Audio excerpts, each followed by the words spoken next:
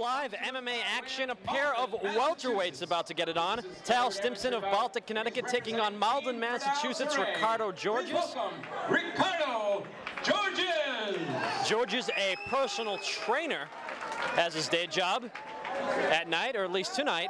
He's a mixed martial arts fighter. He enters the ring with a record of 1-1. He'll be in the red and blue trunks. His opponent, Tal Stimson, in the black trunks. One MMA fight under his belt. He fought to a draw in that bout.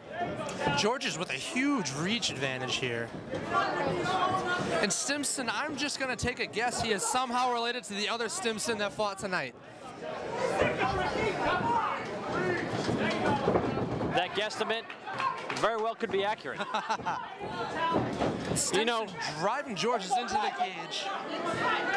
Working for it. It looks like he's nice takedown right into side control. Here we go, Tal! Watch that leg, watch that leg! Tal Stimson has told us he's a fan of Matt Hughes.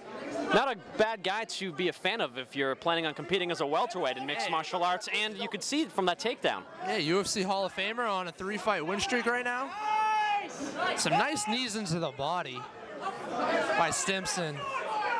Let's go, Tal! Keep working, Tal! Good job by the third man in the ring, the official, of not responding to chants from the crowd that were erroneous. No, yeah, as an official, you have to block those type of things out and just focus on your job. And Stimson right now in half guard, trying to work some ground and pound on Georges. Working the body. Georges not doing too much to try to get up though here, Peter. I'd like to see him kind of put his feet on the mat and try to pivot out, or at least, you know, trying to change some type of position. Now you see him controlling Stimson's head, which is a bit better. I mean, you don't want anyone posturing up to hammer you in the face. Tal, keep hitting him! Keep hitting him! There you go, keep that on track! Keep that on track! There we go, there we go, there we go! Stimson still in side control. Raining down, trying to rain down some punches on Georges, who doesn't seem too comfortable on his back at the moment. And Stimson not in a position where he can really rain down punches and bunches. No, I mean, he's definitely scoring points. He's controlling the bout. I mean, I'd like to see him try to transition into the mount position.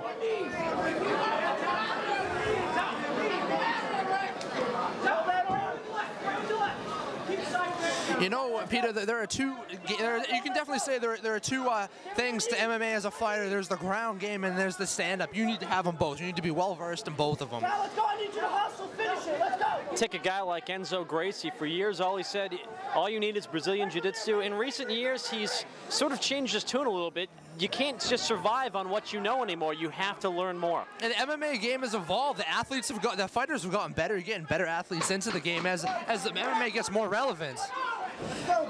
And well, the closing seconds of round number 1. Stimson with some nice ground and pound inside of Georges' guard. Again, Georges not able to get off his back as soon as the bout hit the mat. And Stimson with a good opening round. Coincidentally, as they head back to their corner, Georges looks far more fresh. Halloween Havoc on October 8th. A dominant round in terms of points for Stimson through round 1, but neither man beat. I mean, perhaps he was resting, however, not the greatest strategy. Welterweight champion Tim Watcher. Not whatsoever. You're watching the AFO on AnySportsTV.com. Peter Zimbor and Mark Daniels cage side. Mark, this is the first time AnySportsTV.com has covered the American Fighting Organization. Looks like we'll be doing that a few more times before the year is out. Been a lot of fun thus far. Not a lot of local MMA gets covered like the UFC, Strikeforce, or any other major promotions, but it looks like the AFO might be the one to change that. Hey, you know, AFO, there's a ton of good local organizations out there in AFO. They've been putting on lots of cards. Very active promotion. Been doing a very good job with that. Pete DiLorenzo, the promoter, does very well. Heard from Pete DiLorenzo earlier tonight. Second round of a 3-round bout. Welterweights, Tal Stimson and Ricardo Georges. And you talked about it earlier. Ricardo Georges is just one big welterweight. He's very big. You see, he looks very comfortable on his feet, wearing the Muay Thai style shorts. But again, Stimson taking him to the cage and taking him down. And there's that Matt Hughes influence again. You know who's a big Matt Hughes fan?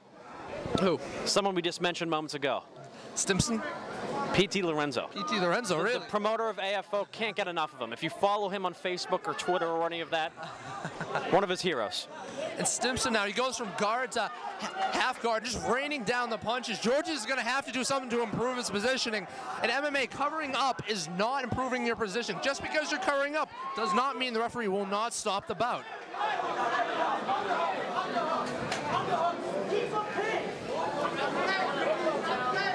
See, Georges bringing that right leg up, almost the rubber guard. Joe Rogan and Eddie Bravo would be very big fans right now. As he does that with his leg, it makes it very tough for his opponent to try to gain any leverage and rain down punches. It looks like he's just trying to grab a hold of him, getting the referee to stand this up, but Stimson very, very active. Now, trying to, you see Stimson trying, now still in the half guard. Again, Georges, he seems almost, I want to say, a little too relaxed on the ground. Not trying to shrimp out at all with his hips. Not too much movement aside from covering up in those body shots. And that is not the way to get your opponent off of you. And much like the first round, round number 2, Tal Stimson the one on top, Ricardo Georges the one on bottom. You know, you take a stand-up fighter, put him in there with a wrestler, and it's like a fish out of water at times. Are you trying to give us a premonition of what's going to happen to James Toney when he fights Randy Couture? I definitely am. Takedown, mount, over. Let's just hope James Toney doesn't land first for Randy Couture's sake. Now he has him in the almost in the crucifix position. Very, very dangerous. You see his left arm is trapped. You can't cover up. And right then, we saw that when Roy Nelson defeated Kimbo Slice in the Ultimate Fighter. Pinned back his arms and just rained down light punches. Referee was forced to stop. But George is able to get out of that position. You can ask many trainers, what's the best defense for a crucifix? And they'll tell you, don't get in one. Exactly.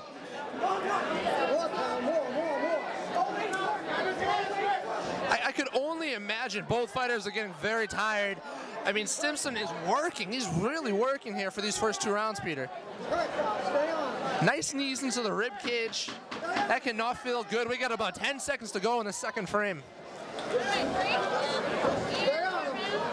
And good job of Stimson utilizing knees in a legal manner in MMA, as you can't knee a guy in the head regardless of where he is, but especially when they're on the ground.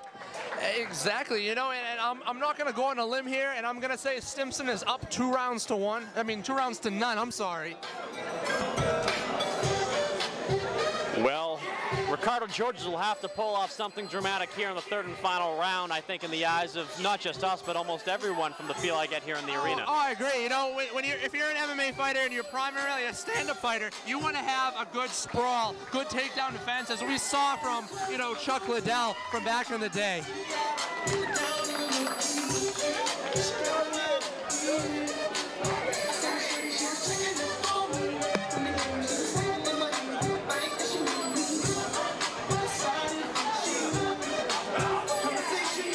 Ricardo Georges is receiving instructions from his trainers in his corner. They got to be telling him, you got to try to keep the distance. You got to try to end this here. Maybe a nice head kick, maybe some punches. Try to avoid the takedown at all costs. Do not let Stimson close in and take you down.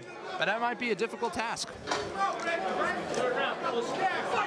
And if you're Tal Stimson, okay, your opponent has a height and reach advantage over you. What do? You close the gap. You take him to the ground where you completely take that advantage away. You negate it. And we see Rogers going for broke right here. Oh, some nice Muay Thai kicks. Left and right.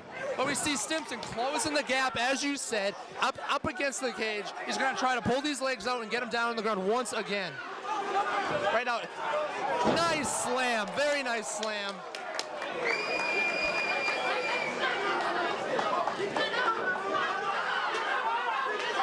You know, you want to see Rogers trying to get up right now, use his back to kind of crawl up the cage, which he's not doing. But then again, Stimson is doing a good job of controlling those legs.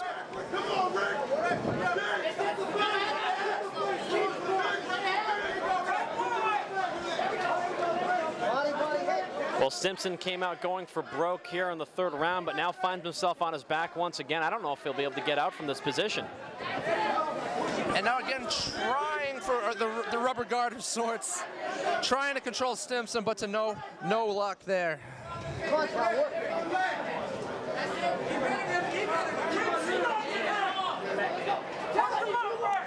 Stimson was noticeably slowed down in this round. You know, however, still, Georges has to be tired as well. You spent this whole fight on his back, having Stimson on top of you. It's got to drain your energy. It looks like he's trying to set up the triangle choke. Looks like he almost has it. And he was being warned by the official about using his hands on the cage. You want to see Stimson stand up and kind of explode out of this position. You do not want to stay there. Looks like he has the triangle about locked up. I can't see the other side, so I'm not too sure how tight it is. Stimson trying to punch out. I mean, he really kind of wants to put his knee on his butt and try to create some air for him. Can Georges do it? Can Georges pull off what Anderson Silva did to Chael's son and stopping the wrestler in the final frame to get the win via triangle choke? I mean, the fact that Stimson has been able to survive this long, it makes me think it's not as tight as it may appear to be. Yeah, Stimson has hung on for a while now. Both fighters have been warned in this round about grabbing the cage with their hands, and both continue to do so. That triangle looks extremely tight. He wants to pull down on the head here. He wants to pull down the head. Now he is out cold. My God. What a great finish for Georges. What a great comeback. Anderson Silva-esque. Ricardo Georges comes back from being dominated for the first 2 rounds to submit Tal Stimson in the 3rd round. And while technically it will be a submission, he really didn't quit. He went out cold. It'll go down as a technical submission, Peter. But you know what? Submission of the night. Great comeback for Georges. As we saw, very reminiscent to what we saw at UFC 117. You have the wrestler controlling the majority of the bout, getting the Muay Thai fighter on his back, and then Georges able to pull off the triangle choke. And you gotta give it to Stimson. Didn't want to tap, tried to fight it. To no avail, oxygen runs out, and you go out cold. Ricardo Georges pulls off the victory in the 3rd round. We'll get the official particulars momentarily. Right now, Ricardo Georges in the ring celebrating after he just checked on his fallen opponent moments ago. Tal Stimson will be okay within a matter of moments. Basically just has to get some air into him.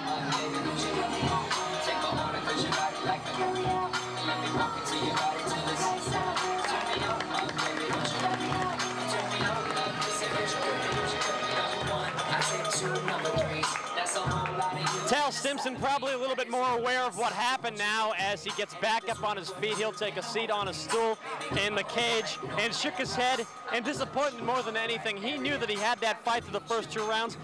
But Mark, how did Ricardo Georges do it in the 3rd round? You know, Ricardo did what he had to do. He went for broke. He has long limbs. We've been talking about the whole fight. Ricardo has a much big height advantage. He used those long limbs to set up the triangle. That's one thing about being a wrestler. You're going to be in your opponent's guard a lot. And being on top, you can work the ground and pound like Stimson was doing all fight. However, you're also susceptible to those submissions, the triangles, the arm bars. And we saw it here. Perfect example. You know what? They're amateurs. I think both guys learned some valuable lessons. For Stimson, you know, you need to watch out when you're in your opponent's guard. For Ricardo Georges, you're going to need to work on your takedown defense just a little bit.